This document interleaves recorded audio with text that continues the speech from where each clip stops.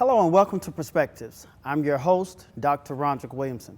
Today's topic is one that has become an increasing epidemic in our country. It's bullying. How prevalent is it? According to the National Institutes of Health, 1 out of 4 children is bullied, and 1 out of 5 children admits to being bullied or is doing some type of bullying. So what does that mean to you? In essence, it means that your child, grandchild, niece, or nephew is a victim of bullying or is a bully. Listen, you've got to stay with us on today. You're going to learn a lot on this show. We'll be right back.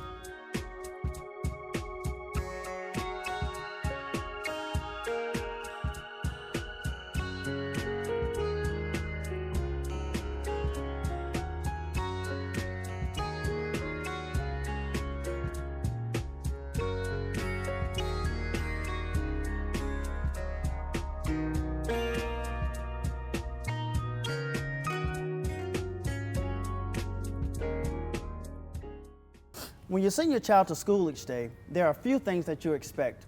1, that they're going to have a great learning experience, and 2, that they're going to be safe in their environment. You really don't expect your child to be harassed or violated. Our guests on today have experienced bullying and are here to tell us their story. Let's welcome Darren and Tanya Banks. Hello. Hello. Hey, how are you doing? So let's start off by talking about what actually happened with your daughter. Well, our daughter, she was a 7th grader at Miller Middle School. Mm-hmm. And the incident, it started out where it was just, she accidentally bumped into a little girl in the cafeteria. Mm-hmm. And so she excused herself and the little girl said everything was fine. By the time they had gotten back to their classroom, it had exploded. The little girl went and told a couple of her little friends. Their little friends told a couple of their friends.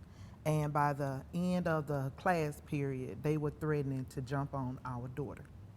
Okay. And so she did not understand what was going on or what had happened. And so that's when the initial name calling started. They called our daughter everything except for her name and a child of God. And she was scared. And so she did not call me then. She went ahead on to her next class, mm-hmm. which her next class was, she was going to the gym. Mm-hmm. And so in the gym, some of those kids that was in her previous class, they were in there. They were calling her names. They were walking by her. They were threatening her. Mm-hmm. And so she had gotten scared. And I had stopped by the school to surprise her, to tell her that I was going to get her another school jacket mm-hmm. and have it monogrammed for her. So the counselor, not the counselor, the secretary, she called her up to the office. Well, we met her in the hallway and she was crying. Mm-hmm. And so when I asked her what was going on, she said, Mama, she said, I don't want to go back to class. Mm-hmm. Mama, just take me home. And so I asked her what was going on. And when she told me, I got upset. Mm-hmm. I got mad and I was angry. And so I went back to her classroom. And so a couple of the little kids started saying, oh, your mama's here, your mommy's here. What mm-hmm. is she gonna do? And so I was trying to ignore all of that. And so I asked the teacher what was going on. She was not aware of mm-hmm. anything. And so I told my daughter, I said, well, we need to go back to your other class. Mm-hmm. Your previous class. And she said, Mama, she said, just take me home. Just take me home. So I could not take her home. Then I had to go back to work. Mm-hmm. So they kept her in the office. And so the assistant principal and the secretary, they started talking to her, asking her what was going on. And so the assistant principal said, well, we'll just monitor it for the rest of the day. Mm-hmm. So they kept her in the office. And so the next day, she went back to school. Mm-hmm. And one little boy came up to her and he said, well, we're gonna beat your so-and-so, so-and-so. And so he said, I don't care if you call your daddy. He said, the only reason that your daddy cares about you is that your daddy is raping you. So let's start with there for just a second. So the whole incident started with just a shove in the hallway. In the cafeteria. In the cafeteria. Mm-hmm.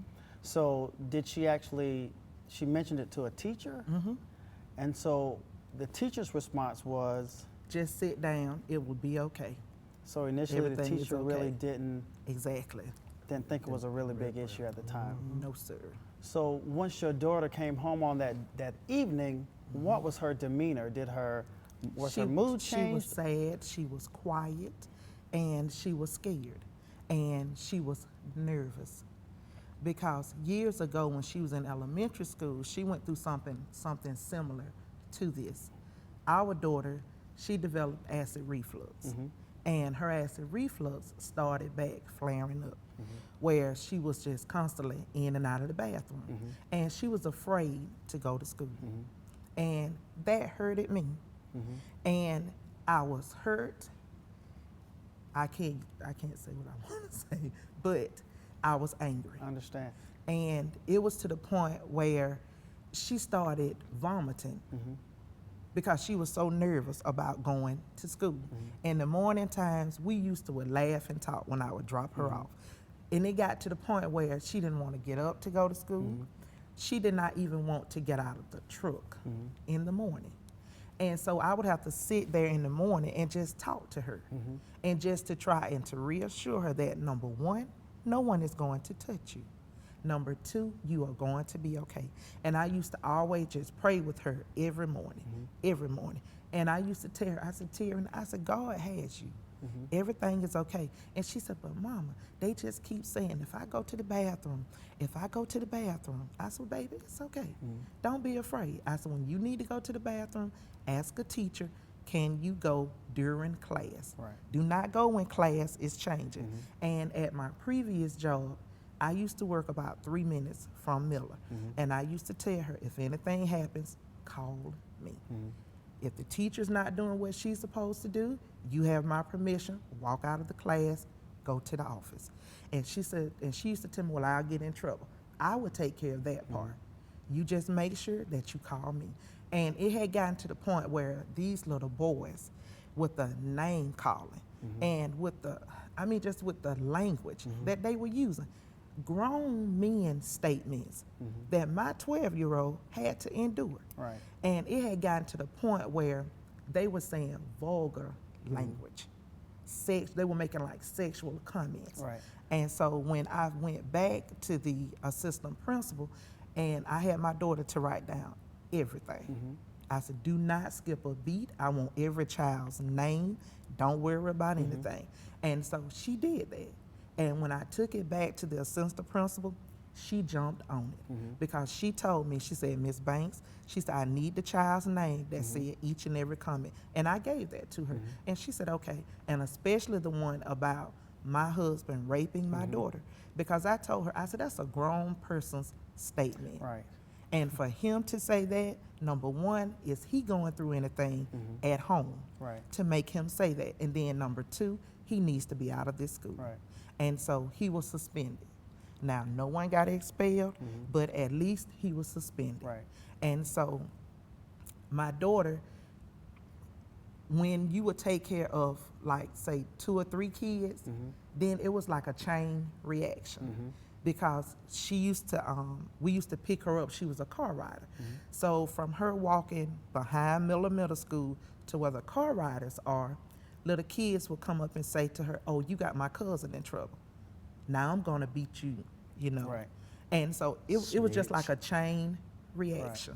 Right. And so she was so uncomfortable that it was to the point where she never knew who was going to say something to her. So for about a month and a half, almost 2 months, she was literally in fear of going to school. And so every morning, when I dropped her off, I would go drop my 3-year-old daughter off at her school, come back, and I would just walk in the building. Right. Just to see how she's doing. Let's go back just a little bit. So from the time that she came home initially, when the incident started that first day, how much time had elapsed before you presented the information to the principal at the school? It was the next day. It was, well, the first comment, it was the next day.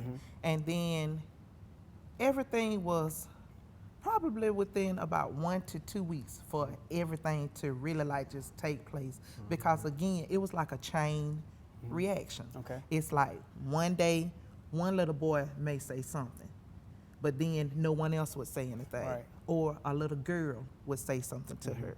And then it started getting to the point where it was like groups of them started coming to her. Okay. And so once we got this group handled, then that chain reaction again, it was like one by one, or they would come in twos Right. saying something to her. So in light of all this, it seems like it went from 0 on the scale to 150 on the Yes, it scale. did. What measures did the school take in order to kind of counteract some of that escalation? Well, they had initially asked if they had initially asked if we wanted her to change classes. But at first I did not want that, because I did not want it to seem as though she was running or someone was making her leave her initial class. Right. And so when we started talking to her, and then that's when she told us that she would feel comfortable just leaving those classes, because excuse me, when you start changing classes, you go to different teachers, but you initially have those same group of kids. Right. So they pretty much was following her all throughout the day. Right. And then when we changed her classes, it kind of eased up a little bit, but when they're changing classes, that's when she would see them, And that's or when like in the issues would cafeteria. arise, right? So Yes. her skill level as a child, did any of that change Yes. before the incident as compared to after the incident? So did her grades drop, or were there any Yes. fluctuations in that? They started dropping, and our daughter, she's outgoing and she loves to talk, and she loves to watch her cooking shows at home, and all of that stopped. All of that stopped. She stopped talking. She stopped wanting to go outside, and she was pretty much just in her room. So we had to start monitoring that. And so I would talk to her every day, because when you read about this, the first thing that would come to a parent's mind is that you don't want your child to get to the point that they want to hurt themselves. Of course. And so that's what was going through my head. Right. And I had told her one day, I said, if a child at school touches you, or if a group of kids at school touch you, sweetie, don't even worry about it. Right. Don't even worry about it. I said, because whatever I have to do to make sure they're taken care of, then that will be done. I said, but your safety, don't even worry about it. Because I was initially, I was ready to hit one of those kids myself, Right. just to be honest. Because with the things that kids say, and that's why with parents, I know that we all make mistakes. I know we all make mistakes, and we all say things, but try to monitor your child's behavior. And if you know your child acts a certain way, try to talk to your child to make sure that that child is not mistreating Right. anyone else. Right. Because our daughter, she's an outgoing little girl, but that hurt her. And where she's Still have those problems. she still has those problems today. Yeah. And how long ago was that? This was back in September. October Yeah. of last year. Okay. And it still bothers her Right now. today. Okay. And it hurts because she wants to have friends and she wants to be liked. But when you've been hurt like that, and then when you think that people are your friends,